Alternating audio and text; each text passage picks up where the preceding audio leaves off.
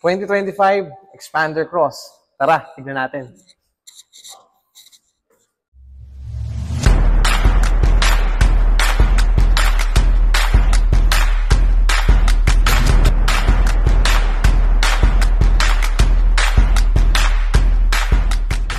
So mga boss, papakita ko sa inyo ang 2025 Expander Cross. Mga boss, merong iba-ibang kulay mga Expander Cross natin. Merong tinatawag na monotone, merong two-tone. Itong makikita nyo rito is yung two-tone na sunrise orange yung kulay.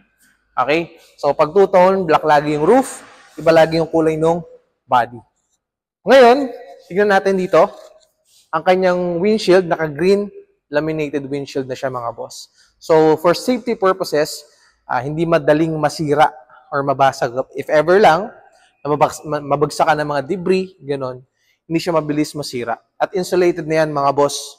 So, ibig sabihin nun, yung mga sound mula sa labas is hindi makakapasok sa cabin. Kumbaga, hindi naman sobrang tahimik na wala kang maririnig. Pero malilesen lang yung noise. Maririnig mo pa rin naman yung busina, syempre. Okay. Ngayon, bubuksan ko lang yung ating hood. Teka lang mga boss. Buksan natin yan. Sa hood natin, ang engine nito mga boss, nasa 1.5. Ayan. 1.5 yung ating engine. Gas yan mga boss. So, makikita nyo rin dito mga boss is yung kanyang ABS tsaka naka-EBD na yan. So, for safety purposes din yan. Tapos, syempre, Maybach technology na rin ang gamit dito. So, fuel efficient yan, tsaka less emission kapag Maybach tayo. Doon tayo syempre kilala dahil Mitsubishi tayo. At kung mapapansin niyo dito sa battery niya, maliit lang. Yung battery niyan, ang purpose lang niyan is para paganahin yung engine. Okay? So, matatanong ninyo, paano sir yung mga aircon? Yung mga ganon, may sarili yung alternator. So, ibig sabihin nun, may sariling nagpapastart ng power ng mga aircon na yan. Kaya yung engine na yan, kaya maliit, para lang yan sa kanyang engine. Sala natin to. Punta tayo sa ating facade. Yung facade natin, ito, makikita nyo. Brusko, tignan. LED na yan. Okay, yung DRL natin. Daytime running light. Another safety purpose yan, kapag kahit umaga, daytime nga nakabukas yan. Okay? Naka-T-shape na yan, mga boss. T stands for, nabala na. Tapos itong fog lamps natin. So, pakita mo rito yung pinaka, yung pinaka-facade niya. Dynamic shield design ni Mitsubishi. Pag kinumpare mo to sa Expander GLS, yung facade nila magkaiba. Mas brusko, mas matapang tingnan to. Ngayon, punta tayo dito. Ang kanyang gulong, 17-inch, two-tone. Okay? Ang kanyang ground clearance naman, nasa 225mm yung ground clearance niya. Pataas yan. Okay? And then, signal light natin, nandito na sa may side mirror. Expander Cross. So, ito mapapansin ninyo, pag Expander Cross kasi, meron siyang roof rails pataas, tapos meron din siyang side garnish dito. So, sabi ko nga sa inyo, mas maganda yung, mas maangas tignan. Ngayon, pasok tayo sa loob. Keyless entry na to, mga boss. Okay? Basta within 70mm, yung susi mo nasa bulsa mo, kahit hindi mo na siya susiin, pindutin mo lang to, automatic, magbubukas na yan. Ngayon, punta tayo dito sa ating driver side. Sa door trims natin, meron ng mga touch of leather na yan. Dito rin sa ating dashboard. Leather hanggang dito. Mapapansin ninyo. Ngayon, dito tayo sa steering wheel pupunta. Steering wheel natin, naka-leather na rin yan. Mapapansin ninyo sa steering wheel natin is, kapag kumuha kayo ng Expander Cross, para na kayong nakamontero. Kasi same lang sila ng meter cluster and steering wheel. Yung steering wheel natin, meron siyang cruise control.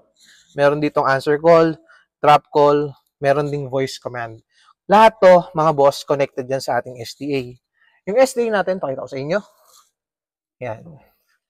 SDA natin, mga boss, 9-inch na yan. From 7, naging 9-inch na yung ating infotainment. At syempre, push start button rin tayo. Ayan, ito yung touch of leather niya, mga boss. Okay? Tapos, sa ating transmission, ayan, dito sa transmission natin, meron naka-brake, meron na rin tayo, ay mapapansin ninyo, mga boss, is wala na dito yung handbrake natin. Yung pinaka-handbrake niya, ito na. Okay, electronic parking brake. Siyempre, naka-brake, auto-hold na rin tayo para malesen yung foot fatigue natin sa mga traffic. Siyempre, ganun mga boss. And then, dito naman, meron na tayong cup holder. Okay, armrest natin, leather, comfy, yun, no?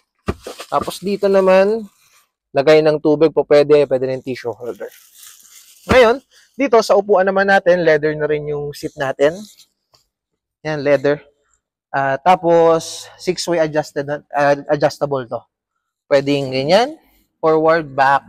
Pwede mong itaas dito, kung ano yung preference mo. Tapos pwede rin namang sandal, o kaya angat.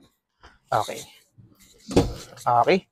Ngayon, dito naman sa ating transmission, makikita nyo may maliit na button dito. Ang tawag dito, overdrive button. Ito.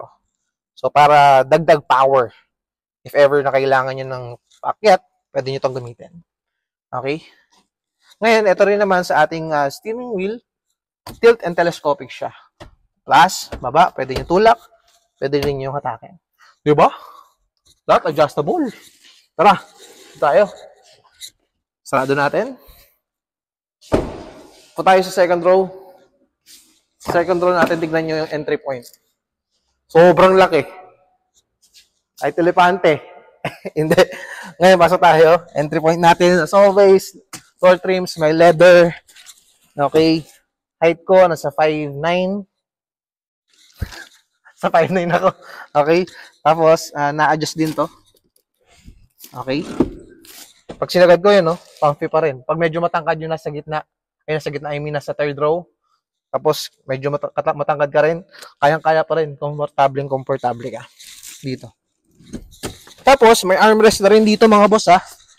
Nakikita ninyo. Armrest, ito. Atakin nyo lang yan, tapos ibababa nyo, para lang, makita nyo. Hatak, baba. Hindi ko mababa, may plastic eh. Okay, pero mga boss, huwag kayo maganda pag gumawa kayo ng sasakyan sa akin. Hindi natin sa amin yung plastic. Tatanggalin ko yan. Okay, sa aircon natin, ito. So, baka sabihin nyo mainit. Hindi aabutin yung sa third row. Mga boss, sobrang lamig nito. Abot na abot yung sa third row natin. Manual din yung adjustment nito, mga boss. Okay?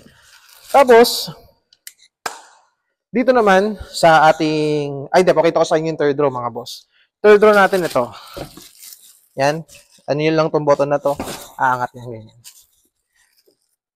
So, dahil 7-seater ito, sa third row advisable, siguro mas okay na yung bata para mas komportable. Wala naman din problema kahit nga matangkad yun nasa likod kasi na-adjust din naman to. Wala rin problem doon. Tapos, na-full flat to, mga boss. Kapag na-full flat yan, kasya dyan yung 4 na balikbayang box. Okay? Ngayon, ito. Sarado natin yan. Ang ating gas capacity, liter capacity natin, 45 liters to, mga boss. Rear, punta tayo sa rear. LED lahat yan, boss, na nakikita nyo. May reflector tayo dito. Tapos T-shape na yan. Expander cross emblem. Hindi mawawala. Siyempre, meron na rin tayong reverse camera sa likod. Yan, defogger natin. Ito yung ating stop lamp. Okay. Ngayon, dito tayo pumunta. Sa passenger. Sa passenger side naman natin, may SRS airbags tayo rito for safety purpose. Tapos, ang ating glove box. Okay? Oh, ayun mga boss. Yung ating 2025 Expander Cross. Sa 2025 Expander Cross natin, mga boss, naka-promo to ngayon. Ano yung promo nito? Meron siyang free 1-month amortization. At mga boss, sobrang baba lang ng down payment nito. Ano pang iniintay nyo, mga boss? Ang down payment nito, mga boss, kapag na-approve ka sa BPI, BDO, Security Bank, o kaya naman RCBC, mga boss, 59,000 na lang yung down payment nito. Kaya, Huwag ka na mag-atubili pa. So, mga boss, kapag may mga questions ka, message mo ako sa aking social media page. Makikita nyo lahat ng details dito sa screen. Okay? At syempre, guys, huwag nyo kakalimutan mag-subscribe sa aking channel. Hit the notification bell para lagi kang updated sa mga bagong videos na aking i-upload. So, I'm Carl Marquisias. See you next time. Peace!